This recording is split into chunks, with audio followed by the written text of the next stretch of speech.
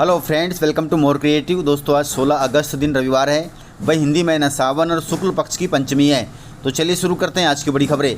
यदि आपको खबरें पसंद आए तो वीडियो को लाइक ज़रूर करिएगा और इसी प्रकार की खबरों के लिए चैनल को सब्सक्राइब कर बेल आइकन पर क्लिक कर दें। दोस्तों, खबरें पूरी पाने के लिए वीडियो अंत तक जरूर देखिए और आप हमें प्रदेश के किस जिले से देख रहे हैं कमेंट बॉक्स में जरूर बताइएगा। गाइस, 16 अगस्त के बाद नहीं मिलेगा गैस सिलेंडर। दोस्तों, मध्य प्रदेश सहित पूरे देश में 16 अगस्त के बाद आपको गैस सिलेंडर नहीं मिलेगा। यदि आपने अभी तक ई-KYC नहीं कराई है तो आपको दिक्कत हो सकती है। यदि आपके घर इंडेन, भारत गैस या HP गैस का घरेलू LPG कनेक्शन है और आपने 16 अगस्त तक ई-KYC नहीं कराई है तो आपको थोड़ा अलर्ट हो जाना चाहिए। आज भी आपके पास समय है, आप अपने नज़दीकी गैस एजेंसी पर जाकर के ई-KYC पूरी करा सकते हैं। गाइस, सरकार ने कहा है कि 16 अगस्त की डेडलाइन से पहले KYC पूरा करना जरूरी है। यदि नहीं किया तो गैस सिलेंडर बुकिंग और उज्ज्वला योजना की सब्सिडी में दिक्कत हो सकती है। गाइस, लाल किले की प्राचीर से प्रधानमंत्री मोदी ने कहा है कि देश मजबूत स्थिति में है, किसी को घबराने की जरूरत नहीं है। स्वतंत्रता दिवस के मौके पर लाल किले पर तिरंगा फहराने के बाद प्रधानमंत्री मोदी ने देश के विकास का लेखा जोखा पेश किया। उन्होंने कहा कि कोविड से लेकर पश्चिम एशिया के संकट तक कुछ लोगों का काम केवल लोगों को डराना है, लेकिन देश आज मजबूत स्थिति में है। प्रधानमंत्री मोदी ने कहा कि देश में पेट्रोल, डीजल, खाद और गैस की कोई कमी नहीं है, लेकिन कुछ लोगों को डराने में मजा आता है। दोस्तों, प्रधानमंत्री ने कहा कि साल 2014 के बाद से 12 साल में जो योजनाएं बनी हैं उसी कारण से आज देश मजबूत स्थिति में है। प्रधानमंत्री ने कहा कि यूरिया के दाम दुनिया में 3000 रुपये प्रति बोरी तक पहुंच गए हैं, लेकिन आज भी हम किसानों को मजबूर नहीं कर रहे हैं। हम किसानों को सिर्फ 300 रुपये में यूरिया की बोरी दे रहे हैं। इतना ही नहीं, DAP का भी रेट दुनिया में 5000 रुपये प्रति बोरी पहुँच गया है, लेकिन हम किसानों को 1350 रुपये प्रति बोरी ही DAP की बोरी दे रहे हैं। दोस्तों, प्रधानमंत्री मोदी ने बताया कि पिछले 12 वर्षों में रक्षा प्रोडक्शन करीब देश में 4 गुना बढ़ गया है। खादी एवं ग्रामोद्योग का उत्पादन करीब 5 गुना बढ़ गया है। इलेक्ट्रॉनिक मैन्युफैक्चरिंग करीब 7 गुना बढ़ गया है। आधुनिक रेलवे कोच का निर्माण 21 गुना बढ़ गया है। मोबाइल फोन का उत्पादन देश में 33 गुना बढ़ गया है। कुल मिलाकर देश अच्छे हाथों में है और आगे भी यह परचम लहराएगा। दोस्तों, सरकार के अनुसार अब घर में 2 से ज़्यादा सिलेंडर रखना पड़ेगा भारी। नियमों के मुताबिक एक घर में अधिकतम 2 सिलेंडर ही रखे जा सकते हैं। इससे ज़्यादा स्टॉक मिलने पर जमाखोरी का मामला दर्ज किया जा सकता है और आप पर कार्रवाई हो सकती है। इसके साथ ही एक आधार कार्ड पर अब एक ही गैस कनेक्शन मिलेगा, अतः ध्यान रखें। दोस्तों, बॉलीवुड एक्टर सनी देओल की फिल्म बंटवारा 1947 हो गई है रिलीज। आप एक बार फिल्म थिएटर में जाकर के इसे देख सकते हैं। डायरेक्टर राजकुमार संतोषी के निर्देशन में बनी यह फिल्म विभाजन के दौरान दर्द और इंसानियत की कहानी दिखाती है। इसमें प्रीति जिंटा ने लंबे समय बाद वापसी की है। अपने नज़दीकी सिनेमा घरों में आप इस फिल्म को एक बार जरूर देखें। गाइस, पूर्व CM कमलनाथ जी ने दिया है बड़ा बयान।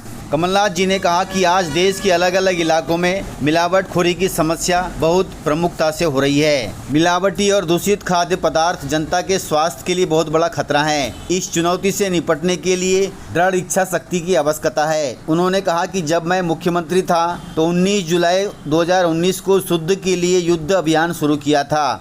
मेरा स्पष्ट लक्ष्य था कि प्रदेश की जनता को मिलावट मुक्त शुद्ध खाद्य पदार्थ मिले, जो कि बहुत सही बात थी। दोस्तों, हम सभी जानते हैं कि प्रदेश सहित देश में मिलावटखोरी ज़्यादा हो गई है। खाद्य पदार्थों में धड़ल्ले से मिलावट हो रही है। इसका बुरा असर हम पर पड़ रहा है। इसके खिलाफ अभियान चलाकर मिलावटखोरी को बंद करना चाहिए। कमलनाथ जी ने बिल्कुल सही कहा है। उनकी इस बात पर मौजूदा सरकार को संज्ञान लेना चाहिए और मिलावटखोरों के खिलाफ सख्त कदम उठाना चाहिए। गाइस, मध्य प्रदेश सहित पूरे देश में चीनी और गुड़ की कीमतों में भारी उछाल आ गया है। त्योहारों की मांग और कम उत्पादन के कारण चीनी के दाम 7 साल के उच्चतम स्तर पर पहुंच गए हैं। वहीं सरकार अब कीमतों को काबू करने के लिए गन्ने से इथेनॉल बनाने पर रोक लगा रही है और मिलों को जल्दी चलाने जैसे कदमों पर विचार कर रही है, ताकि इस त्योहारी सीजन में चीनी और गुड़ के दाम स्थिर रहें।